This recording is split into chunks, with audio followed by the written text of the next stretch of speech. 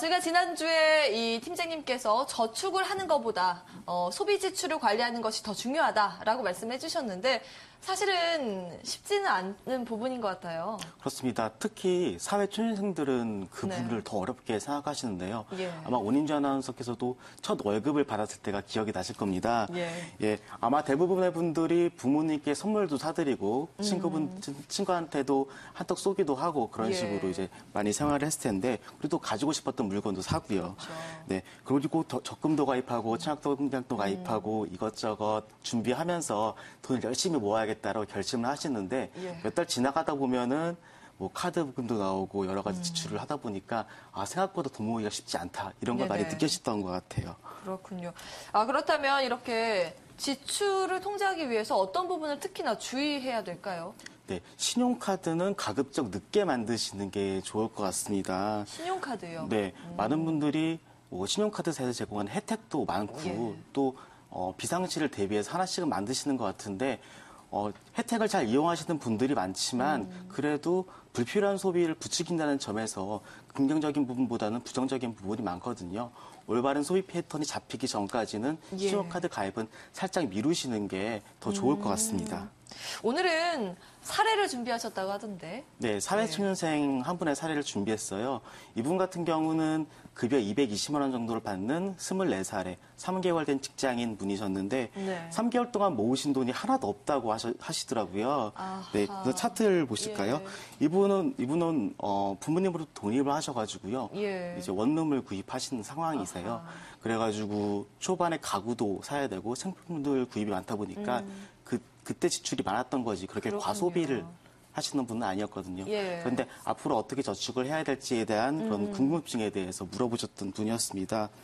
일단 3개월 동안 지출을 모두 하셨다라고 말씀하셨는데 그러면 이분에게는 어떤 맞춤형 설계를 해주셨는지 궁금하네요.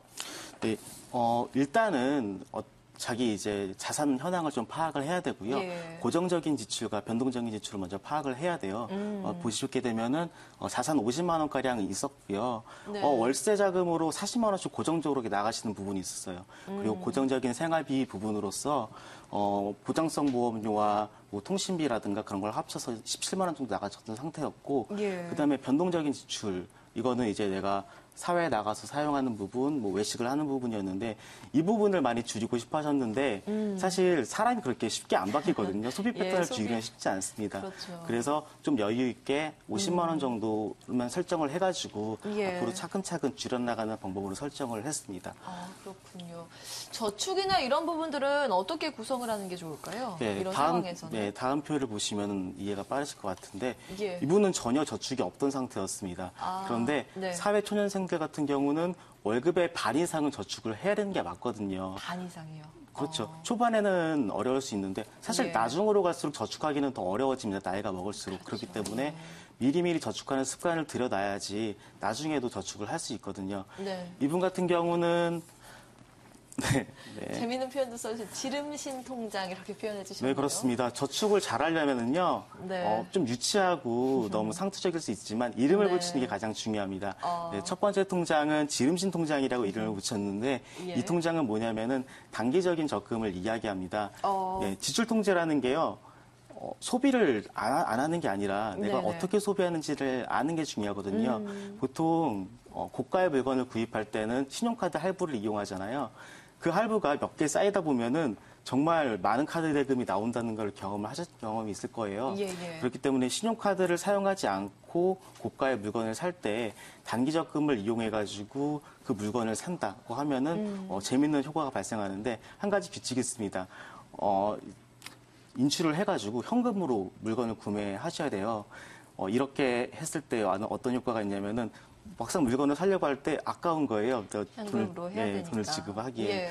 어떤 분께서는 그래도 내가 잘 모았으니까 보장 심리로 인해서 물건을 사신 분도 있고 어떤 분은 아깝다 해가지고 저축으로 돌리시는 분도 있었습니다.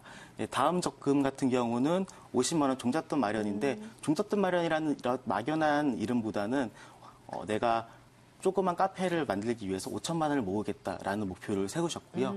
그다음 36개월 월복리 적금 같은 경우는 이 적금은 저축력을 판단하는 좀 기준이 돼요. 예. 36개월 동안 장기간 저축을 하는 분들이 전체의 한 15%도 채 되지 않는다고 합니다.